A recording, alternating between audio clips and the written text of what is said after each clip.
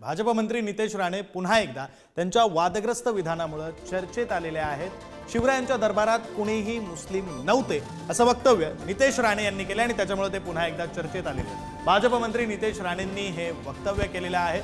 शिवरायांची लढाई हिंदू विरुद्ध मुस्लिम होती असं सुद्धा विधान राणेंनी केलं। दरम्यान शिवरायांचा इतिहास सांगणाऱ्या चौथीच्या पुस्तकात मात्र मुस्लिम मावळ्यांचा उल्लेख आहे आणि त्यामुळे नितेश राणेंना चौथीच्या पुस्तकातला इतिहास माहिती नाही का असा सवाल आता उपस्थित होतोय। नितेश राणे मुलांना चुकीचा इतिहास शिकवतायत का असाही प्रश्न निर्माण होतो।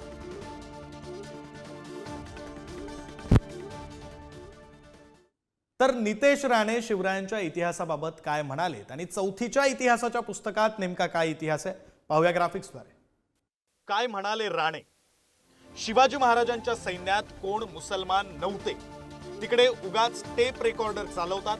स्वराज्याची लढाई ही इस्लामच्या विरोधातच होती, हिंदू विरुद्ध मुसलमान होती आणि त्या लढाईमध्ये आमच्या राजानं हिंदू धर्माला इस्लामच्या समोर झुकायला दिलं नाही।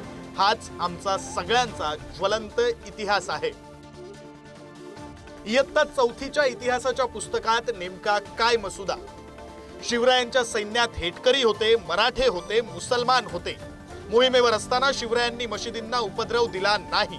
कुराण शरीफची एखादी प्रत हाती आल्यास ते ती प्रत सन्मानपूर्वक मुस्लिमांकडे सोपवून देत। पायदळात नूर बेग हा एक प्रमुख सेनानी होता।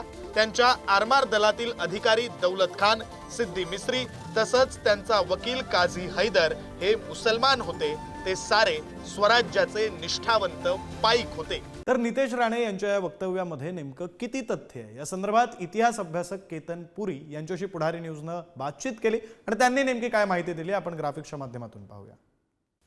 शिवरायांच्या सैन्यात कोण मुस्लिम होते? अफजल खान चाल करून आला होता त्यावेळी शिवरायांच्या 10 अंगरक्षकांपैकी एक सिद्दी इब्राहिम होता।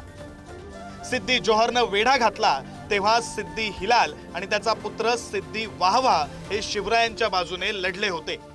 यात सिद्दी वाहवाचा मृत्यू सुद्धा झाला। शिवरायांच्या आरमारात दौलत खान होता। या दौलत खानाला दर्या सारंग अशी पदवी दिली होती। स्वराज्याचा लढा हिंदू विरुद्ध मुस्लिम असा नव्हता। बाजी घोरपडे यांचे पुत्र मालोजी घोरपडे यांना 1677 मध्ये शिवरायांनी लिहिलेलं पत्र।